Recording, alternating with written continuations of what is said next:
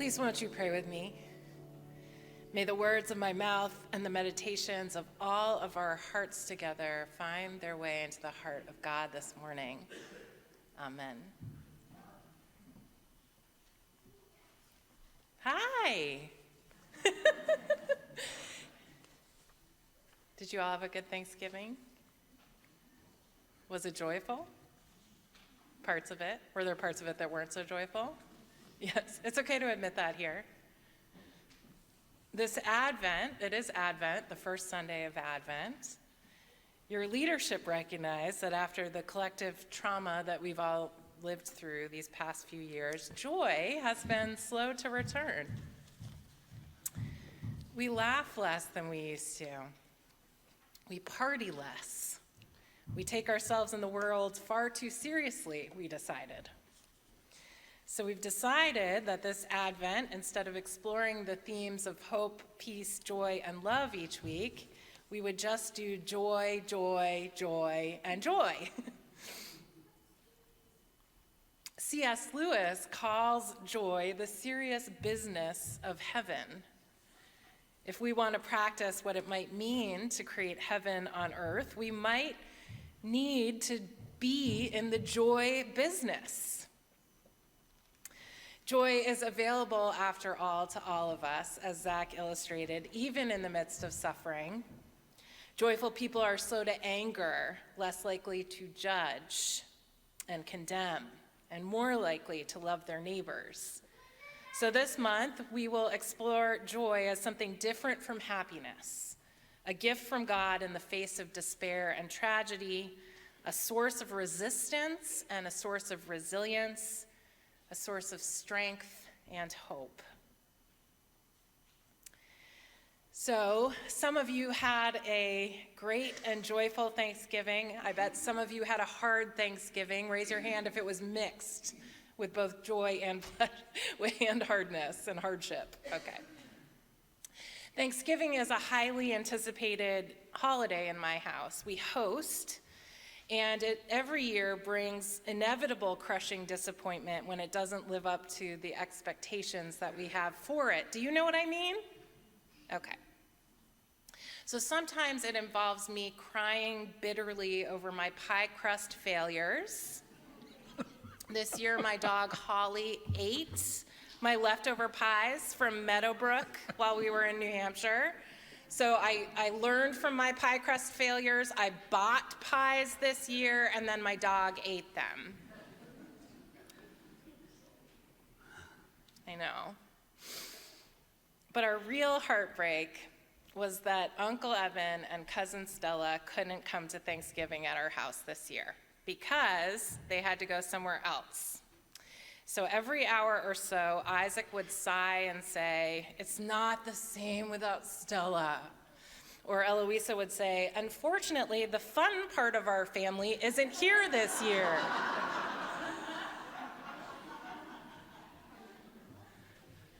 Attempting to steal our joy. We were like, what are we, chopped liver? I was fun when I was 20.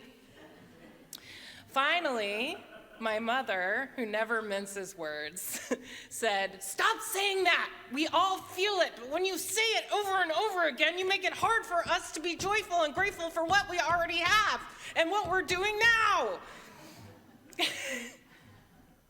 This season is so fraught because some of us spend it searching for nostalgic joy we can't obtain, even the children.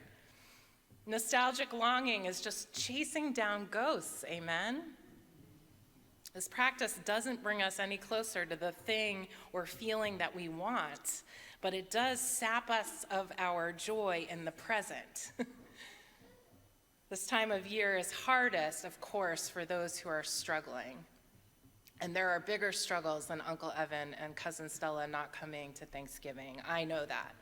I am mindful that far more than a few of us, it is the first holiday season for you without a loved one, without your spouse. For many of us, the holidays have never been the same since our loved one died. And maybe it was your first Thanksgiving after the divorce, or maybe it was the Thanksgiving that you alternate custody and this year wasn't your year with the kids. I know that heartbreak well. Maybe the holidays remind you every year of how little you have in common with your family, about how you're the black sheep, or how much they have hurt you. Or maybe the holiday season is only a reminder of just how alone you are or how depressed you feel. So don't forget that we have that Blue Christmas service coming on December 14th. It is okay to not be okay during the holiday season, even when your church is exploring the topic of joy. This may not be a happy holiday season, but it need not be joyless. Joy is different from happiness. It is a gift from God, an inward feeling accessible to us at all times. Happiness is an outward expression, but joy endures suffering and connects with meaning and purpose. A person pursues happiness but chooses joy. The joy we feel is a gift discovered within us. It does not erase our suffering, but it does help us bear it. Archbishop Desmond Tutu said that discovering more joy does not save us from the inevitability of hardship and heartbreak. In fact, we may cry more easily, but we will laugh more easily too. Perhaps we are just more alive. Yet as we discover more joy, we can face suffering in a way that ennobles rather than embitters. We have hardship without becoming hard. We have heartbreaks without being broken. If we are going to cultivate this kind of resilient joy, we have to be able to speak our joy out loud. Often, we are afraid to speak about our joy because we aren't sure we deserve to feel it in a world in which there is so much suffering. So we stop ourselves. In deeper discussions the other day, we were talking about death and funerals and grief. It was after our All Souls service. And we got on the subject of open caskets at funerals and wakes. And one person shared that she never wants an open casket wake for herself or her loved ones. And this is because she remembered attending an open casket calling hours and finding it viscerally jarring to hear people laughing around the dead body of her loved one. She knew that sharing memories and stories and jokes and yes, even joy was a part of the grieving experience. But as long as that body was physically present, that bothered her, that people were laughing around it. Raise your hand if you've had this experience, because I certainly have. Do you know what she means? It feels strange. It feels wrong somehow. Joy in the actual face and presence of death feels all wrong, disrespectful even, contradictory, certainly. Joy can feel misplaced. Joy can feel even taboo, right? Sometimes our joy is unspeakable because we feel like we cannot speak it out loud. The conversation reminded me of my attendance at the funeral of my high school friend's brother who died by suicide when I was 30 weeks pregnant with Cecilia, so that would have been 17 years ago. No one was laughing at that wake because it was way too sad, but I felt grossly conspicuous just being there, waiting in the hours-long line at the calling hours, so literally full of life, you know what I mean? I was waddling with life in the midst of all that death, bloated with life after so much life was taken. I was ashamed. I didn't belong there, I felt. I wanted to hide my ripe belly, which I felt was mocking those who were grieving, with my unspeakable joy. When we have prayers of the people during the service, many of you have joys to share with the congregation, but you tell me that you don't want to pray those prayers out loud after someone has just prayed something about suffering, about the death of a loved one, or someone shares a cancer diagnosis or a tragedy in the world. Our joy feels wrong to share after that. Do you know what I mean? Have you felt that way? It is disrespectful, you feel like. You fear you will somehow negate the seriousness of suffering by sharing your joy. So we don't share our joy with each other for fear that our joy will offend. It's unspeakable joy. Today in the gospel, we heard about the priest Zechariah and his wife Elizabeth. Zechariah and Elizabeth are the parents of John the Baptist. Before John was born, Elizabeth had been unable to have children.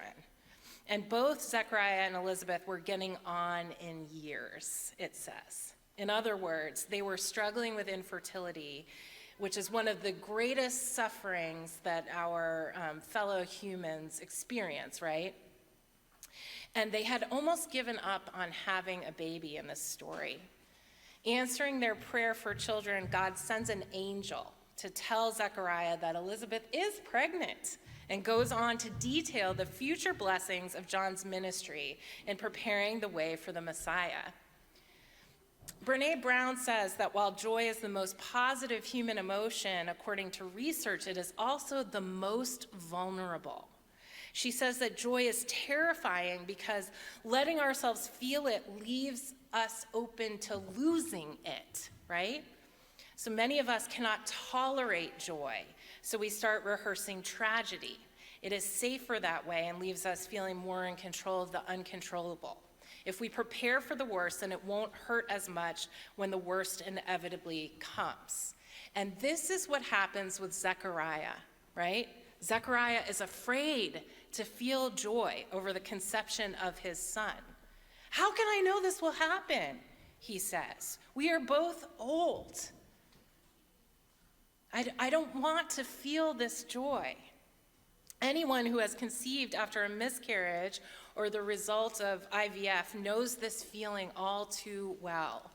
Afraid to feel unbridled joy for fear it will be ripped from our hands. Zechariah is too afraid to feel his God-given joy, and he doubts the promise of God. And because he has so little faith, Zechariah's mouth is shut, and he is rendered speechless by the angel. He went into the sanctuary to preach a sermon and share his good news with the congregation, and no sound comes out of his mouth. All he could do was gesture, and the congregation realized that he had seen a vision. His joy was unspeakable. When Zechariah finally receives his gift of faith and his baby John the Baptist is born, he bursts forth in prophetic song. He can finally speak, and he sings instead of speaking, what is now referred to as the Benedictus, which ends in these words: "You, my child, shall be called the prophet of the Most High, for you will go before the Lord to prepare the way, to give his people knowledge of salvation by the forgiveness of their sins. In the tender compassion of our God, the dawn will break from on high, to shine on those who dwell in darkness and the shadow of death, and to guide our feet in the way of peace." He speaks his joy. This song can only be understood as a celebration of the promise of God fulfilled in the miraculous birth of a son who will prepare the way for the Messiah. And it is out of excitement and enthusiasm for God's coming salvation that Zechariah sings this famous chorus. And Zechariah is filled with joy because of the growth in faith. He is finally able to speak his unspeakable joy, and he brings the hope of healing and wholeness to all people. He shares it. Imagine if he never spoke these words of hope, that the dawn from on high shall break upon us to shine on those who dwell in darkness and the shadow of death. Joy shared is joy multiplied. So this Advent, beloved, do not be afraid. Joy is the serious business of heaven. Speak it. In the tender compassion of our God, the dawn from on high shall break upon us grieving people, so speak your joy. We will be guided into the way of peace, so speak your joy. Our current suffering doesn't exempt us from purpose, so speak your joy. A broken heart still beats, so speak your joy. We're never alone because we have each other, so speak your joy. The people united in God's love can never be defeated, so speak that joy. We can do hard things, so speak your joy. Heaven is here on this earth, so don't just sit there waiting for it to manifest itself. Speak your joy.